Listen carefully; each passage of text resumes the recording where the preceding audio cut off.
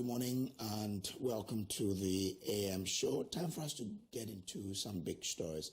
One of them has to do with the DVLA, the Driver Vehicle Licensing Authority.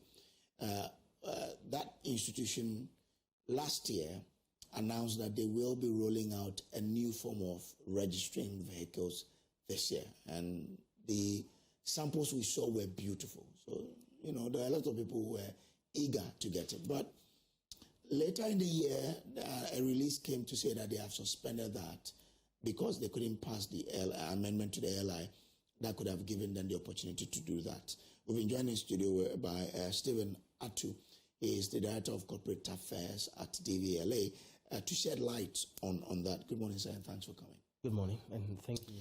So, I mean, at what point in time did you decide that you do this? And on which authority did you announce that this will be rolled out this year? All right, so sometime last year, the chief executive hinted of the need to work out such a strategy. And that was put before management, put before board, and they accepted the proposal. And the point is that once the proposal has been accepted, it is for us to work out the modalities. And you need to work out all these modalities before you even go to Parliament, because the point is that you have to identify the features that needs to be on the plate. Okay. For instance, if you pick LI 2180 under Regulation 10, it spells out clearly the features that are on our existing number plates. So it tells you the prefix, the number, where even dash should be, and then the suffix, which from 2009 started from 09 all the way to 25. Okay. So if we needed to make amendments to the features that should be on the plate, as you have seen on the designs we brought out, we needed to work all of these things out and know what we want on the plate before we go before Parliament. So all those works were done. Along the way, we got the approvals from within DVLA, from the board and everything. I mean, the sector minister and every other thing. So once you get all those things done, then you can now work out the proposals, and then you propose the amendments before Parliament, and then you are anticipating that will be carried through. So that was where we got to. But you knew that it was the amendment that could give you the power to do it. Good. But you had not done that.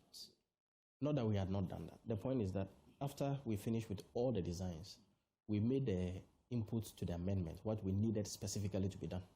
So for instance, when we decided that we are coming out with a plate that has the region or the region or the country, you know, so you have Republic of Ghana on the plate. The existing plate does not have that.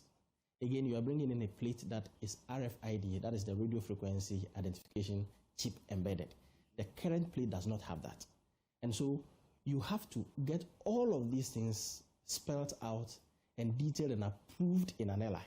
Okay. Like I said, if we don't do the in-house work and know what we want to be on our number plate, we cannot go and seek amendment. Otherwise, what are you going to Parliament with?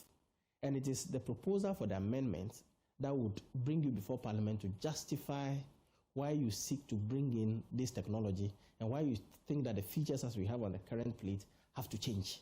So that is it. So it is not the case that you have to go and seek for amendment before you come in to do your designs. Okay. In-house. No. Okay. You have to finish with the designs, know what you want before you go to Parliament to seek for the amendment to contain it specifically. Like I said, under Regulation 10 of LI 2180, if you pick, I didn't bring mine into the studio. If you pick it, under Regulation 10, it tells you specifically everything that should be on the plate. So if you pick a plate and you have features that have not been spelled out in the LI, you are acting illegally. Okay. That's what it means. So it means that you couldn't get because I get the Transport Committee of Parliament would have sat on this.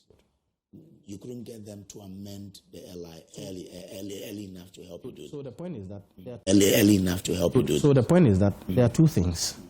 The government has an agenda to commercialize the use of motorbikes. Okay. So there you needed amendment in the Parent Act, which is the Road Traffic Act. That act was done. But the LI 2180 amendments did not mature. Okay. At the point, part of the discussions has to do with the fact that the LI had been in existence since 2012. There is a multi-agency LI. So DVLA has its portion. The MTTD has its portion. National Road Safety Authority has its portion. And a lot of amendments have been done over the years. to get all these institutions functioning. So at the beginning, part of the argument was to the effect that, okay, why don't you overhaul? Because the LI has seen so many amendments so that it would incorporate all the amendments that have been done into a single document. That was part of it. But then we had to make our case, which we made. The LI was late, but you know that Parliament needed a 21 sitting days on it. We didn't get a 21 sitting days before Parliament went on recess, and so that had to cause us to suspend. And again, because the LI was not in force, you can't go ahead and bring in a new plate because, like I said, that would become an illegal exercise. Yeah. And so that had to cause us to hold back whilst we wait on Parliament to come. If we get through with the amendment, then we can roll out the new license plate that we propose. Yeah. As someone who was interested in the new plate, if I have anyone to hold responsible for breaking my heart, it is the DVLA. Yes, we admit. We admit it because, like you rightly stated at the beginning, these are beautiful plates. And we've had friends who engaged us who wanted to register their cars. They were anticipatory. They were in wait for us to come out with it. But DVLA is a law-abiding institution. In fact, our conduct at DVLA is regulated by law. Yes. If we do anything that is outside of the law, anybody can take us. As for that. Yes, so we do appreciate the enthusiasm, and we love the fact that Ghanaians have embraced the plate and the technology we sought to bring out. We can only apologize and indicate that, yes, it is not only on our part that we were not able to roll out the plate. It is because of the legal challenge we have had to do with the amendments proposal that we sought.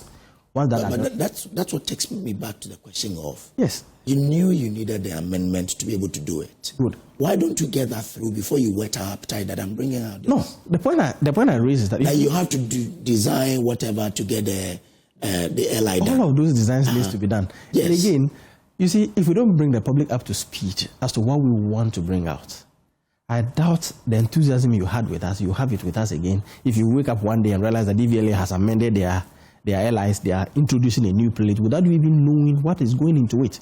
We have run an open administration where even as we kept putting out the proposals, we kept getting inputs. We went around the country, sometimes in October. We did a stakeholder engagement across all the 16 regions. And after we came back, we still got input from the stakeholders on what should go into the plate, which we did. And you see, if you don't do these engagements, more of driving this whole agenda from the people's perspective, you end up and bring something that the people will not accept. Okay. And so we thought to carry everybody along the way, but then we kept emphasizing the fact that we can only roll it out if we get the LI amendment going through. And that was the challenge we have had. But it is not the case that will not come back. Once the LI approval is done, DVLA will roll it out. And then we will give everybody the opportunity to acquire the new license plate. Everybody, you mean even those who have old plates? In fact, yes. Even those who have old plates? Yes. The point is that even in our conversation, we did indicate, you see, you and I will agree that it will not make safety sense to say that only vehicles that will be registered with a new plate should be the ones we can have an advanced technology on. For instance, we want to have ability to trace if a vehicle is used to commit crime. We want to have, so that's why we want to align with global standards. Whereas you have this technology of RFID that allows for traceability and also promoting road safety. We can't say that only vehicles that have the new number plate should be the ones traceable. No. So what we're going to do is that after we roll out the new plates, we will give ample time. And you know, if you own a private car, once a year you are supposed to come back to DVLA and do your roadworthy. If you operate a commercial vehicle, twice in a year you are supposed to come back to do your roadworthy. So we give ample time so that such opportunities will be taken. And then we take every person who comes to DVLA through so that you have the new license plate changed and embossed on your vehicle. That's what we're going to do. So it will have to affect every vehicle in the system so that it enables us. For instance, let's assume that the ministry even decides that they are bringing back road tolls and they need a certain technology that they will map into the vehicle such that when you get to the toll booth, there may not be anybody there, but there should be a communication between the gadgets for you to pass. You can't say that only new cars. It means that we'll have human beings manning those places for vehicles that are already in the system so that they can collect money and then the others, they can do that electronically. That cannot be the case. So we'll give the opportunity for everybody to acquire the new license plate as soon as we roll it out. How much is it going to cost me to acquire the plate? So that is usually a difficult question to answer. You know why? Because every fee that DVLA charges is approved by Parliament. So the current license plate, if you go to register your car, the plate, the cost of the plate was approved by Parliament under the fees and charges. How much is that? Oh, the current one that we have. You know, it comes as part of the register. I think it's less than 180 cedis. Okay. That's the existing plate as we have. But the new plate, it is only when we finish with all the approvals, we look at the input cost and every other thing. You then put before Parliament that, okay, this is the amount it will cost to sell the plate. But you can be minded that Parliament is mindful that DVLA is not in the system to make profit because it's a government institution. Though you are not expected to make laws, they will peg the plate cost at what they believe their constituents can afford. And so you can always trust Parliament to do that for the people of Ghana. So we will make our proposals on the cost that we intend that the plate should go for. But Parliament will take us through the process. We will defend everything, and then they will slash if they need to slash, or they will upgrade if they need to upgrade, so that we will arrive at a figure that is more affordable. You've played with some models now, right? I'm sure you've done some modeling to know how much it will cost you to print the plate. No, how much is it costing you? No, so the point is this. It's two things. We always keep emphasizing that until the final license plate is brought out, you can't place a cost at it. But then in all that we've done, the designs and everything you've seen in the media space is done by DVLA. But I, as Corporate Affairs Director, the department in terms of designs handles designs. And then all the inputs comes from the management, the technical officers from DVLA at no cost to anybody. But to place a cost on a license plate, it is only when the plate is out that you can tell the cost of it. You put it before Parliament. If they agree with you, then you go ahead. So all fees, anything, any service you come to DVLA to acquire, if the cost is not given by Parliament, we cannot charge you. Is it because it's a government institution? Because I know that for a private man, he would have gone through the numbers to say, I anticipate that this will be my cost, and this will be my selling price, and this could probably be my break-even. So you're saying you've not done that? So DVLA is, like I said, it's a public institution. Yes. And again, because you know that this is an institution that exists for... Not to make profit. Yes. And again, even for as long as Ghana continues to exist, unless government decides otherwise, you will definitely engage in contractual agreements that will last a longer period. And obviously, if the person does his costing based on the existing plating, and you have made inputs, they would have communicated. And I said that is exactly the reason for which the finance people, after they've done all the cost inputs, would place before Parliament and say, okay, this is the amount if we charge, at least we can recover costs. And until that is done, I can't sit here and put a figure. No, but that becomes okay. Difficult for me. You earlier said when you amend, when the LI is amended, it is during that time that the fees will be approved, right? No, you see, the fees and charges does not go with the amendment. Okay. So when will you send the fees and charges? So fees and charges are proposed to Parliament from time to time. As I speak, I think a last review was submitted somewhere last year. So once that is done, then, because you can wake up today and go to DVLA, and there's a possibility that they tell you, okay, the services we've been providing, like even the academic fees and all of that, they are reviewed in bulk. So you go and have the Ministry of Transport, all the sector agencies under it. So for instance, those who run train services, they will propose a figure. And so when you pick, you see DVLA, Driver and Vehicle Licensing Authority, there will be fees that are spelled out for every service that we provide at DVLA. And it is only when the proposal you send is approved that you can then say that you have a fees and charges approved by Parliament in an act that you can go ahead and work with. When will this proposal be sent to Parliament? For the new plate, once the approval is done, what it means is that once they give you the approval for you to be able to roll out the plate, now you can then go before them and say, okay, this is what it will cost us to issue a plate per head or to any vehicle owner who comes to register a vehicle. And the back and forth will go through. Seriously. So if, say, I'm an MP, I have approved the LI, the amendment to it, without knowing the cost to my constituents. Then you bring me the fees and charges, and I feel this is way too high. I won't approve it, and Parliament doesn't approve it. What happens? There have been several times we've sent fees, and there have been back and forth as to whether we will allow you to charge it or not. And like I said, you have to reach a compromise, a position where it is feasible to say, when you run this for a period of time, the authority will not run into a loss, obviously. And so they are our key stakeholders. Parliament is our key stakeholders we work with. And obviously, there's no way we are going to charge outrageous prices. We as an authority even being mindful. Because after all, if my mother should buy a vehicle, she will come to DVLA and register.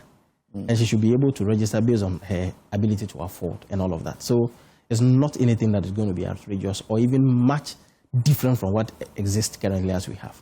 The only advantage that we are bringing on, the only add-on we are bringing on, is the issue of the technology, the RFID. And RFID, I mean, it depends on what you seek to bring onto it. They are in different forms. And obviously, there's no way we are going to bring in something that is so outrageous to the people of Ghana. It's intriguing to me because as I sit here, I was thinking that DVLA would probably know some numbers now, but you say you don't. You wait. I don't have to commit myself. You wait till you pass. My finance people are working the figure. So it will be, I don't know how feasible it's going to be for me to sit here and speak to that effect. And how many vehicles do we have in the system so far? Registered vehicles? We have over 3 million. 3 million. And all of these 3 million would have to come for the new license plate when it's passed? Yes, when it's passed. And then the new ones will also add on? Yes, the new ones will also add on. And what will happen is that we're going to allow ample time so that we can do the replacements. You and I will agree that the plate we have today was not the same plate we had sometime in the year, maybe 2000. But we want to synchronize and align with global standards, even sub-region. And for this RFID, I understand only a few countries have even been able to bring it on board because of the advantages it offers. And I believe that Ghana, embracing this technology, will be ahead of many of the countries that are running. And again, for the use of vehicles, one of the points you would really want to look at is the fact that you use a public space. You engage in activities on the road that is built by the public. So you must operate within a certain framework, safety and otherwise. So if for an individual who may use a vehicle to commit a crime, we should be able to help as an authority to fish the person out. And that is exactly what we are driving at. Yeah. So that we can protect the lives of any other individual and properties of people. So that when a crime is committed with the use of vehicle, DVLA should be able to tell that at this point, this vehicle is owned by this person. And we could trace and tell where the crime was committed or where the vehicle could be found. As for that, I understand. The only thing is not being able to know how much I will pay. And a viewer just sent me a message that he's also worried that he doesn't know how much this will cost. He will know how much it will cost us. No, but for now that we are talking about it, so we were told last year that this was going to be. Good. And if last year we were told and we don't know how much it was going to cost me to do it, that becomes a problem. So don't let us put too much emphasis on cost. Because the point is that once the LI has not given us the approval to design, to implement a new plate, we cannot give you a cost of something that has not been approved. That's the point. Okay. Once that approval is done, we'll put the fees before Parliament, and the public will know. There's no way we'll charge the fees without the public being aware of. All right. Now, that's a huge number there. Now, you spoke about stakeholders. Last year, there's an association of plate printers. The people who help you do the printing. Embossers, yeah. Why did you decide to give the contract to just one company without them? And when did they say the contract was signed? No, they said that it hasn't been signed, but that's the intention. You've engaged one entity to go into the printing of the plate without them. Those who have you've worked with for all these years. So the understanding is this: DVLA engages with manufacturers. Okay. And then the manufacturer intends also engage embossers in that exercise. The point is that this current administration did not sign any contracts. There was a procurement process that was undertaken, I understand, somewhere in 2023. And then somewhere in November 2024, a contract was awarded to a company called Omel. Okay. And what the chief executive currently did was that Omel had a contract to supply or to manufacture a certain number of number plates. And they called the securitized plates. securitized. Yes. Chief executive felt, okay, we could make modifications, especially with the existence of RFID. And again, to look at other features that we could add to a plate to enhance it and also to make it more advanced in terms of security. So what he did was to make inputs into the contract, but not to vary it. And again, it is not to sign a new contract. And the one who won the contract is a member of VEMAG.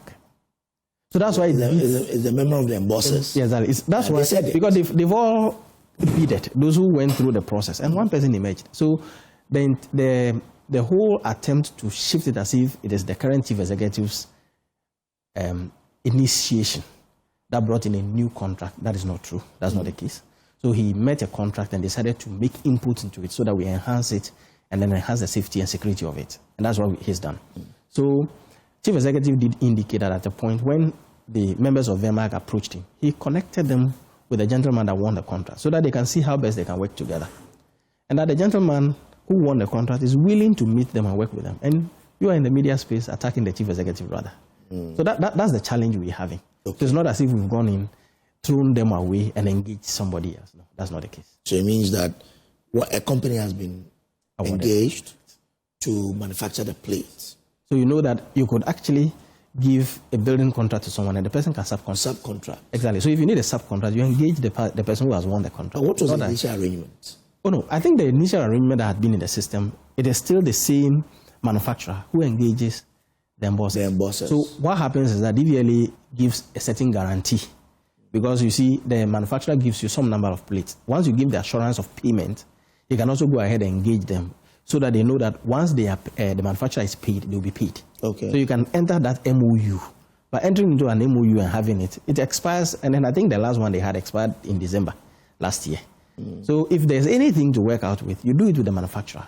Then based on the arrangement you've had, you can approach DVLA, and then maybe that undertaking could still be done. That's the point. So it means that if the current plate we are seeing is being manufactured by this OML, or he's here to do it because of the security. Yes. He's here to start printing. So but he's gotten his equipment and every other thing because he needed to calibrate his systems to meet with what we seek to bring out. So I saw a car, was it yesterday or 2 days ago, which was registered 2026. So these plates are being manufactured by these embossers? Yes. So we are registering vehicles currently under the existing regime. Okay. As of last year. The regime as of last year. And so initially, if you check the designs we did, we were taking off the year of registration, and we did explain why.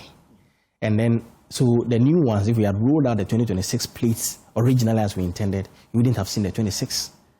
So because we have not been able to go ahead with it, we have had to operate with the existing system. So that's why you saw the 26 registered plate. So that one is being done by the registration system that exists. And those plates are manufactured by the embossers, or there's also still a manufacturer? That's different from OML. Who engages. But that's different from OML. OML is a member of the manufacturing group. Okay. Yes. So then they go ahead and then they do the embossments as well. Okay. For us. So he's manufacturing part of the old ones that we're using now. Okay. But if I did my registration this year and I have 26, when you pass the amendment, I have to come for the new one and pay a new charge. So that's why I said that. You see, there's difference between vehicle registration. So for someone who had bought a vehicle last year and hadn't registered, who comes in, he will do a registration of the vehicle. Okay. And it is in the registration process that a component of it is for the cost of the number plate. Okay. That's what it is. So when you come and we have to do the new one for you, the cost of the plate. Okay. As to whether the person will bear the full cost or it will be subsidized, management will make a decision on that and then we'll agree on what to do. Oh, you've not taken a decision on it now? Because the point is that you don't know the cost, like we said. So you need to put them before Parliament, get approval. Then you know that, okay, for those who registered in 2026 especially, because maybe they anticipated you to come. And again, we had to make room for the 2026 registration because we understood that it is not everybody who can run on a DV plate. Because for someone, maybe the car has been financed by a financial institution. And so it must be registered, there must be a title, somebody must hold a title, which can be transferred later. And so you need to give room for that person to register. And that is why you see the 2026 registration. So when we come out, it is not as if instantly in the year 2026 you are supposed to come back and make or to change your plate. We'll give ample time. It could be up to 2 years, for which reason you can take your time to then change the plate when the time comes. So it's not like a strict, instant changing of plate. Otherwise, even our offices will be congested. So we'll find a platform where we can do it on appointment basis. You can go in and then seek for a date that is appropriate. Then you have an appointment, you can come and do that with us. Why does it take that much time if someone is even replacing a missing driver's license? I'm told it's 3 months or so. Okay, so DVLA has varied or a line of services we offer. So you see, the institution need to innovate and find ways for those who can afford a little higher to pay, to hold those who cannot afford to pay the higher. So we do have regular services. So if you come to DVLA and you apply for a regular service, it's a 3-month period. Somebody may come and wants to do a prestige service or a premium service. Those ones are much fast-tracked. So for a replacement of a license, if you come and you want a prestige service, it could be done for you instantly. Yes. How much will that cost? At head office. I think the cost is about 700 and something cedis. So you can imagine. And then for someone who may want to do the ordinary one, which is within about 300 and something, you can imagine. So we need to find a way of balancing the two. So 700 can get me a license replaced. Not a new license. For new license, you need to go through a whole process. Yes, I mean replacement. Exactly, for replacement. If you come to head office, DVLA, and a few of all our category A offices, they allow you to do an instant service. And that you can get a license replaced for you instantly because you are a driver.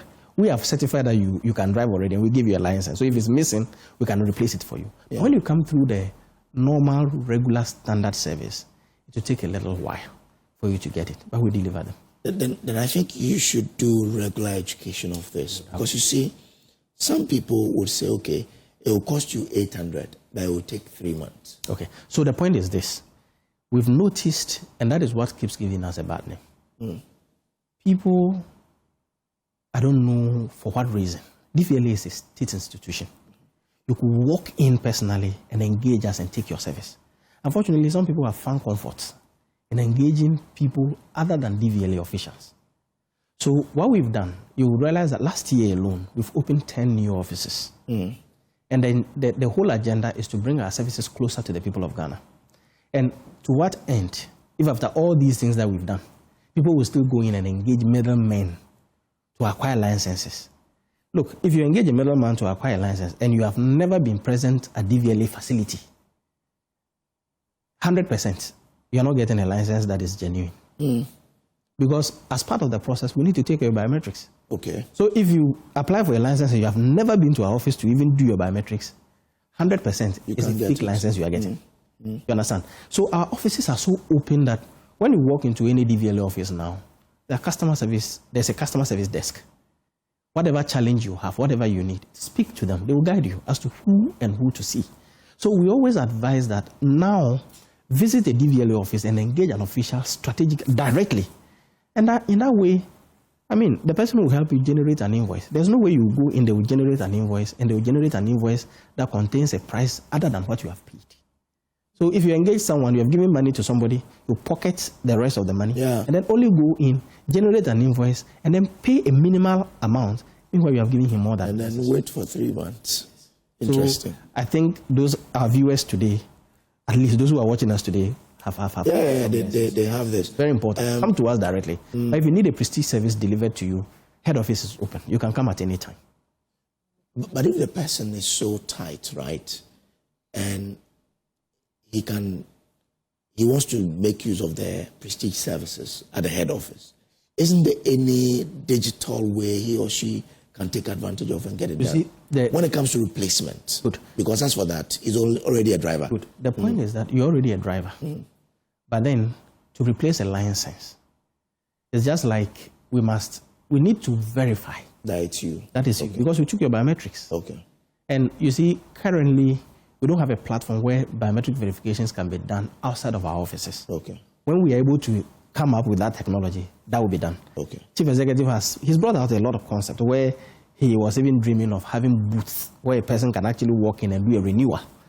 Because there, the system should be able, just like we do with ATMs. So when we get there and we are able to, we'll do it. But currently, the regime we have, because of the verification process, we need you physically to come. Then you can do it. All right, Stephen, I'm grateful that you could pass through. Thank you, too. But maybe you have last message for our viewers. All right, so there's one thing I needed to put across. Currently, for vehicles registered between 2023 to now, they've been digitally registered. Okay. So for anybody who has a vehicle registered around that time, he has a card, a smart card. Okay. And then he has title. You see, vehicle, the cost of vehicle today goes more than some parcels of land. You go for title on your land. The same way you must have title in your car. Okay. So you can call it your own. For those who have registered their cars before 2023, we are doing what we call onboarding, which means that we're giving you an opportunity to migrate your data onto a digital platform where you get a smart card and you get title to your car. That makes it easier when the time comes for us to enroll you onto the new plate. The RFID is just connected to your details, and then we are done. So take the opportunity, do the onboarding, visit our offices. Our officers are there to help you to do the onboarding. That is more of a digital registration. You have your card, and then you walk away being happy that you have title to your vehicle. Your CEO is doing some amazing work. So regards to him. Thank you.